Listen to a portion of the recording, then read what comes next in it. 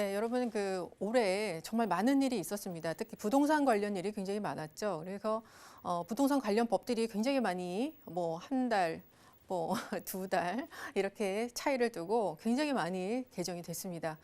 그래서 어떤 분들은 내가 이제 부동산 투자를 하는데 이렇게 고시 공부하듯 이렇게 외워서 해야 되냐 이렇게 이제 탄식을 하시는데 그래도 여러분 지금 나는 임대인이거나 임차인 어느 쪽에도 지금 속해 있을 겁니다. 분명히. 그렇기 때문에 여러분들 여기에서 오늘 개정법들 중에 그래도 이거는 좀 알고 계셔야 여러분께서 좀 손해가 없겠다. 저는 이렇게 생각을 합니다. 자, 임대사업자의 장기 보유 특별공제 혜택이 이제 내년부터 줄어듭니다.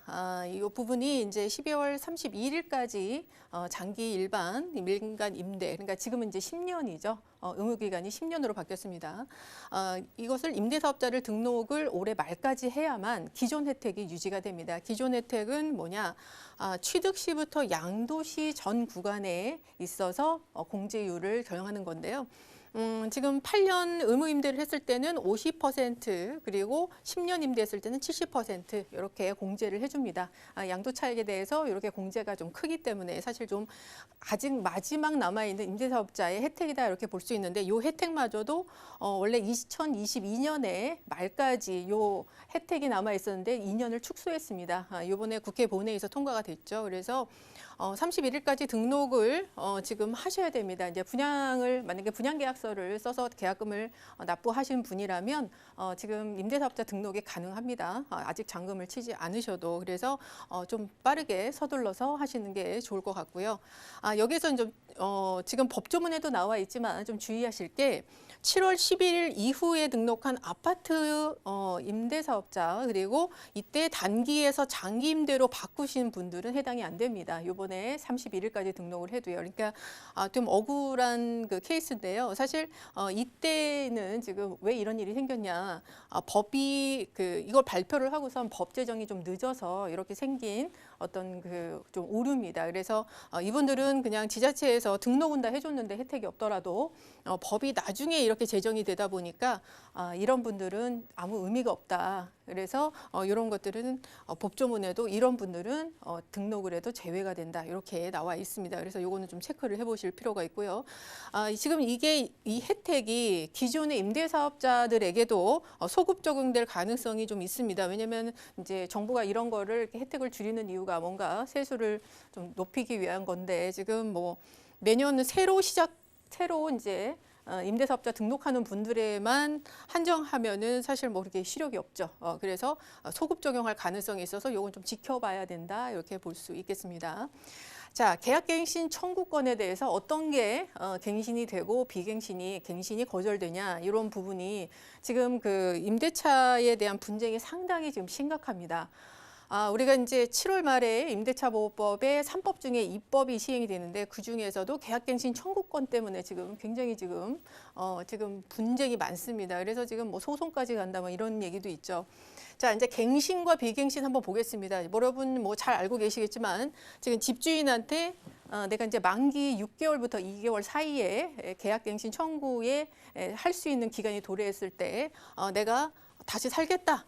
2년 더 살겠다라고 의사를 표시를 했습니다. 그런데 그 기간에 기존의 집주인이 실거주 목적의 다른 분에게 매수를 했다. 그러니까 매도를 했다. 그래서 이분은 실거주지만 어쩔 수 없이 임대인이 될 수밖에 없습니다. 그래서 대항력을 갖는다. 어쩔 수 없이 2년 동안은 자기 집에 못 들어온다는 거죠. 그래서 이게 처음에 가장 큰 분쟁이 있었습니다. 그래서 이건 주의하셔야 되고요.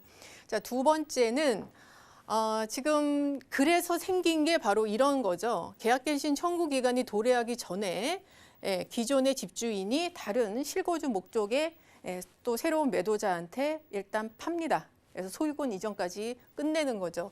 계약갱신 청구권을 할 수 있는 게 만기 6개월 전인데 바로 소유권 이전은 7개월 전에 다 끝내는 겁니다. 그러면 갱신이 불가합니다.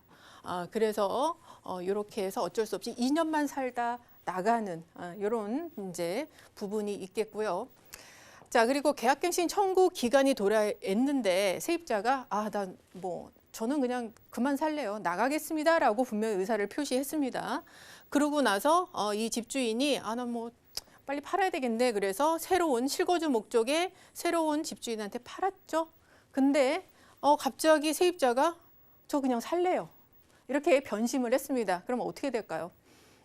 이거는 임대차법에 나와 있지는 않지만 이거는 그러니까 민법의 신의 위배의 원칙입니다. 그래서 분명히 집주인은 당신이 나간다고, 세입자가 나간다고 해서 나는 그걸 믿고 다른 사람한테 계약을 했는데 이제 와서 다시 산다. 이렇게 얘기하면 이 사람이 피해 볼 거 아닙니까? 집주인도 마찬가지로. 그래서 자신의 그 신의 위배가 되는 그걸로 인해서 이제 제3자한테 피해를 주기 때문에 이것은 안 됩니다. 그래서 갱신이 불가하다.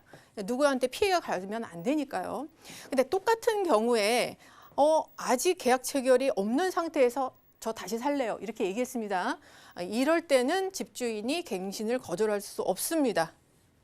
그래서 이 부분을 여러분 케이스 바이 케이스로 보시는데 지금 이게 다 임대차 분쟁에서 나왔던 얘기입니다. 그래서 이게 지금 국토부나 분쟁조정위원회에서 다 결정을 내려준 거기 때문에 혼란 없이 여러분께서 지금 실생활에 좀 적용하시기 바라고요. 자, 여기보다 더 나간 게 이제 손해배상 청구입니다. 좀 세죠. 지금 이제 기존에 이제 임대인이 실거주 통보를 했습니다. 나 지금 여기 실거주 들어올 거니까 나가세요. 나가주세요. 얘기를 했습니다. 그래서 세입자가 이제 나갔죠. 근데 나갔는데 우연히 보니까 나는 실거주한다고 해서 나갔는데 새로운 세입자를 맞췄습니다. 왜냐하면 주변에 시세가 많이 올랐으니까. 그럴 경우에는 손해배상 청구가 가능하다. 이렇게 국토부 해석 나왔습니다. 조심하시길 바랍니다. 그리고 두 번째는 자, 똑같이 실거주 통보를 해서 세입자가 나갔습니다. 근데 임대 상태에서는 어쩔 수 없이 팔 수가 없기 때문에 이분은 자기가 3일 동안 그 실거주했습니다. 그리고 나서 새로운 매수인한테 소유권 이전을 했죠. 집을 팔았죠. 이런 경우에도 손해배상 청구가 가능합니다. 이건 약간 어떻게 보면 꼼수라고 볼 수 있겠죠. 그래서 실거주 한다고 했으니까 3일 동안 실거주하고 그리고 소유권 이전을 했다. 요거는 법에서 나와 있습니다.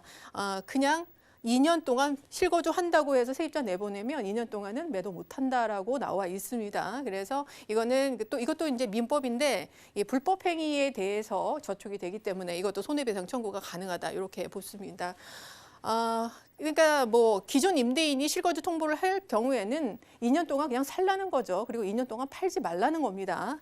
그래서 결국에 여기서 예외 조항은 내가 뭐 외국으로 어떤 직장을 옮긴다거나 피치모찰 사정으로 그 실거주의 그 소유자나 아니면은 직계 존속이 사망했을 경우 정말 극단적인 경우 아니면은 이게 안 되는 건데요. 제 생각에는 이거 예외 규정이 좀 확대가 될 필요가 있습니다. 갑자기 뭐 빚을 졌다거나 가족 중에 뭐 암 치료가 필요해서 치료비가 필요하다거나 또는 갑자기 뭐 자녀 결혼을 해야 되는데 좀 자금을 마련해 줘야 된다거나 그럼 집을 팔아야죠. 어떻게 하겠습니까? 근데 이런 것까지 꼭 사망을 해야 된다.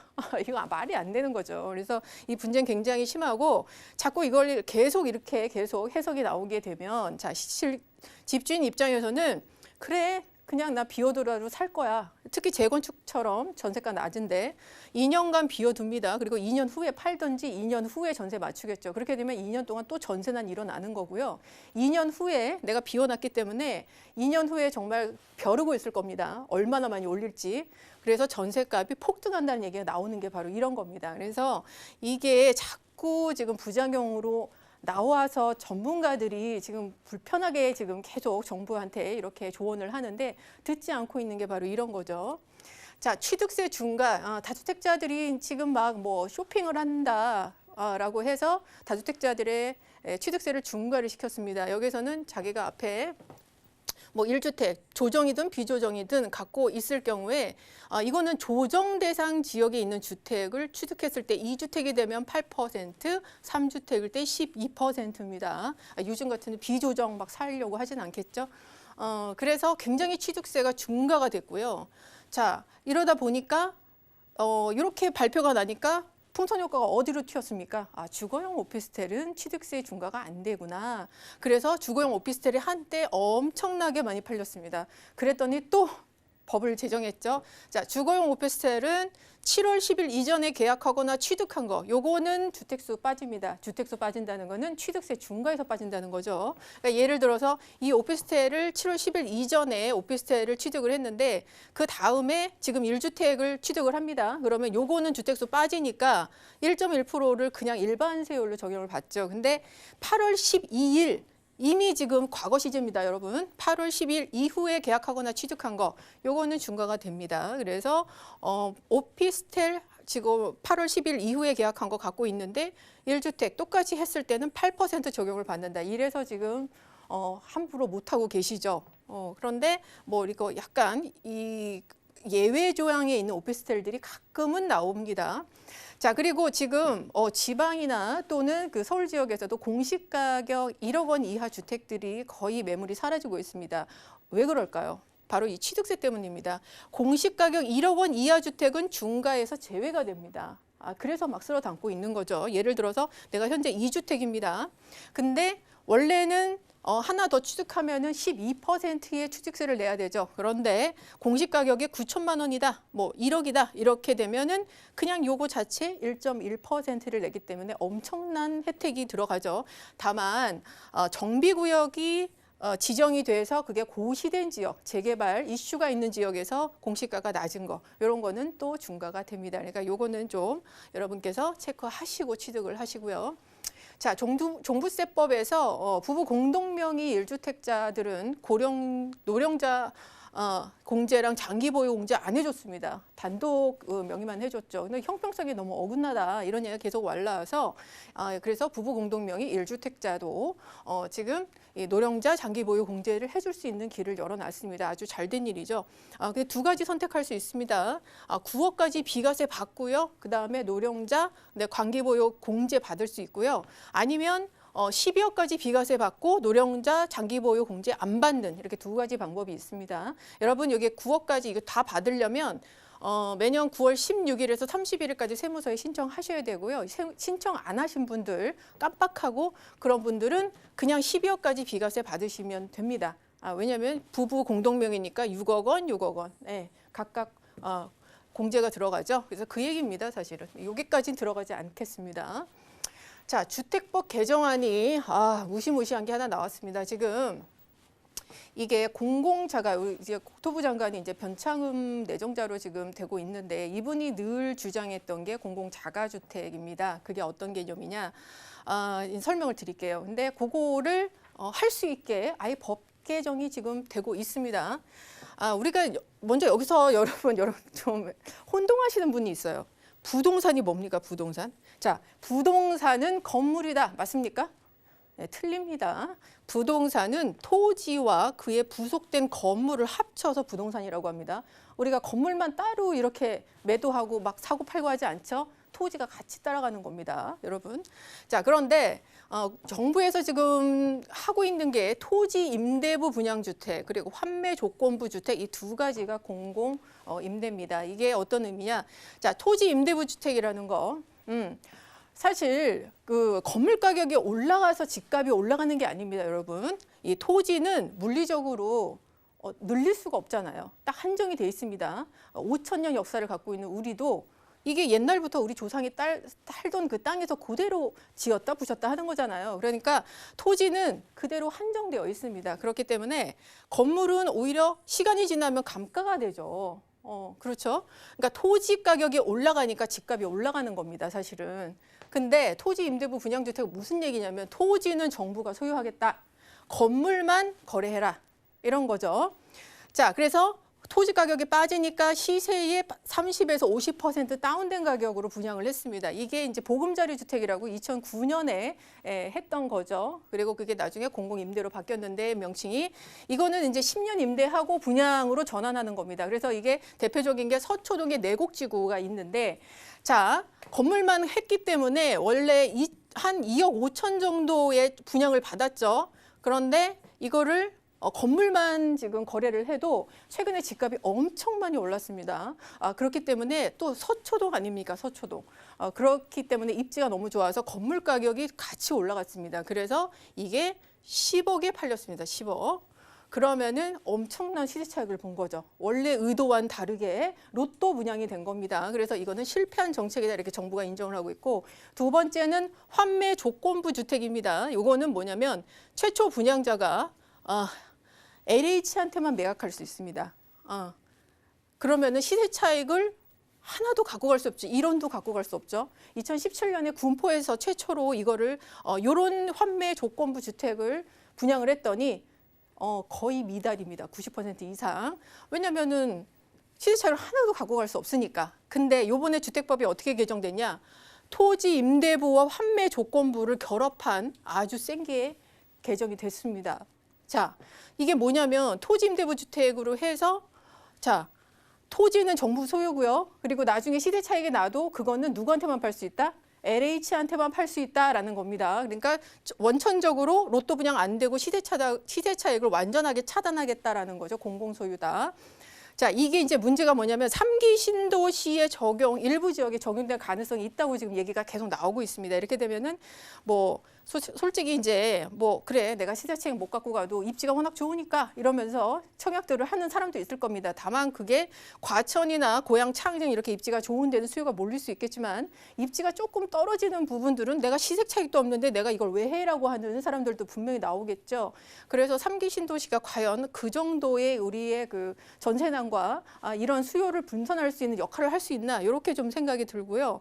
따라서 여기에 또 부작용이 생길 수 있습니다. 공공자가주택 이렇게 정부가 모든 시세 차익을 환수하는 요 주택 외에 우리가 지금 현재 일반적으로 일반인들끼리 거래하는 이런 주택 가격들, 아파트 가격들은 앞으로도 더 상승할 수 있다. 이런 것 때문에요.